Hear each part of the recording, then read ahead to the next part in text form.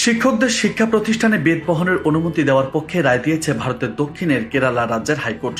আদালত জানিয়েছে, শিক্ষকের হাতে বেদ থাকলে সেটি শিক্ষার্থীদের মনে মনস্তান্ত্রিক প্রভাব ফেলবে এবং তাদের সামাজিক অপরাধ থেকে দূরে রাখবে। একই সঙ্গে আদালতের রায়ে স্পষ্ট করেছে, এটি ব্যবহার করা বাধ্যতামূলক নয়, বরং এটি শিক্ষা প্রতিষ্ঠানের শৃঙ্খলা নিয়মাবর্তিতা বজায় রাখতে সাহায্য করবে।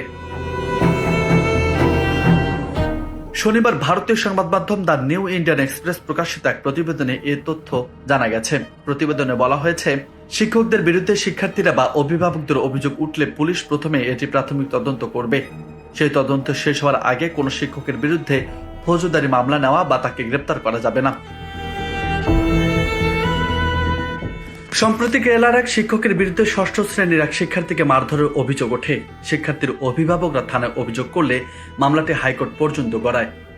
ওই মামলায় অভিযুক্ত শিক্ষকের আগাম জামিন মঞ্জুর করে আদালত বলেন, শিক্ষা প্রতিষ্ঠানের শৃঙ্খলা বজায় রাখতে শিক্ষকদের ছোটখাটো শাস্তি দেওয়ার অধিকার থাকা উচিত।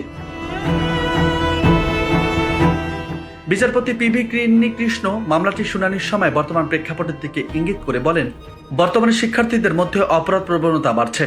তারা শিক্ষকদের হুমকি দিচ্ছে, শারীরিক আক্রমণ করছে এবং অনেক ক্ষেত্রে শিক্ষকদের ঘেরাও করছে। এমনকি শিক্ষার্থীদের মধ্যে অস্ত্র, মাদক ও মদ নেওয়ার প্রবণতা দেখা যাচ্ছে। এই পরিস্থিতি খুবই উদ্বেগজনক। ওই বিচারপতি আরো বলেন, একজন শিক্ষক যদি বেদ সঙ্গে রাখেন তাহলে সেটি ব্যবহারের জন্য নয়, বরং এটি শিক্ষার্থীদের জন্য একটি প্রতীকী সতর্কতা হয়ে থাকবে। এটি তাদের মনে করবে যে শিক্ষক আছেন, শৃঙ্খলা বজায় রাখতে হবে।